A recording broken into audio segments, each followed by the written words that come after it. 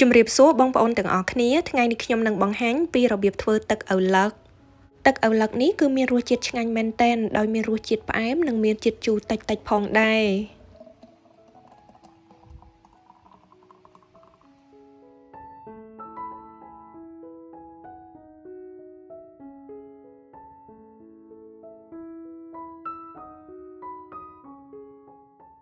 តោះអញ្ចឹងយើងមកចាប់ផ្ដើមទាំងអស់គ្នានេះគឺជាគ្រឿងផ្សំសម្រាប់ធ្វើទឹកឪឡឹក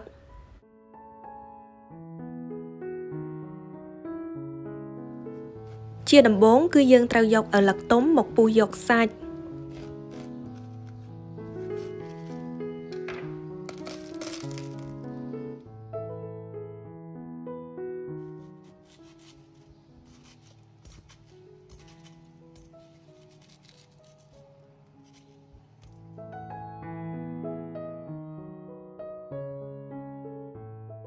បន្ទាប់ពីចិតយកសាច់រួចរាល់ហើយគឺយើងត្រូវឆ្កឹះគ្រាប់ឪឡឹកចេញឲ្យអស់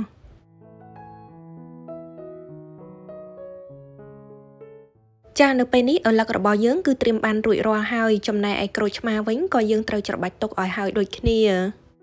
ឥឡូវនេះគឺយើងអាចចាប់ផ្ដើមមកធ្វើទឹកឪឡឹកបានជាដំបូងគឺយើងត្រូវដាក់សាច់ឪឡឹកសុទ្ធចំនួន 1.1 ផោនឬក៏កន្លះគីឡូ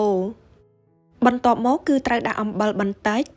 រួចហើយគឺជាទឹកស្ករចំនួន 3.4 អោនឬក៏100មីលីលីត្រចំពោះទឹកស្ករគឺបងប្អូនអាចចុចនៅលើ link ខាងលើវីដេអូដើម្បីមើលពីរបៀបធ្វើក្រោយមកទៀតគឺយើងត្រូវដាក់ទឹកក្រូចឆ្មាចំនួន 3 ស្លាបព្រាកាហ្វេចាក់ចូលអស់ហើយគឺយើងអាចក្រឡុកវារហូតដល់វាឡើងម៉ដ្ឋមែនតែនតែម្ដង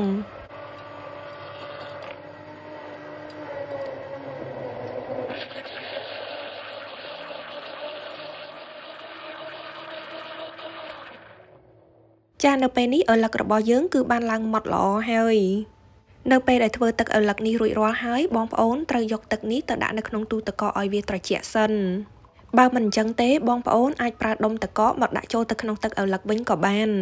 ទឹកឪឡឹកនេះគឺត្រូវតែត្រជាក់បើមិនអញ្ចឹងទេវាមិនមានរសជាតិឆ្ងាញ់នោះឡើយចាអញ្ចឹងក៏សូមអរគុណច្រើនចំពោះការទស្សនាវីដេអូមួយនេះហើយប្រសិនបើបងប្អូនមានយោបល់ឬក៏សំណួរអ្វីគឺអាចសរសេរជា comment នៅខាងក្រោមវីដេអូជាចុងក្រោយក៏សូមឲ្យបងប្អូនទាំងអស់គ្នាជួយ like និង share វីដេអូនេះឲ្យបានច្រើនផងហើយកុំភ្លេច subscribe នៅក្នុង YouTube Channel របស់ខ្ញុំដែលមានឈ្មោះថា Somar និងសូមឲ្យបងប្អូនជួយ like និង follow Facebook page ទាំងពីររបស់ខ្ញុំផងដែរហើយចាំជួបគ្នានៅក្នុងមុខម្ហូបឬក៏បង្អែមបន្តទៀតអរគុណច្រើនជម្រាបលា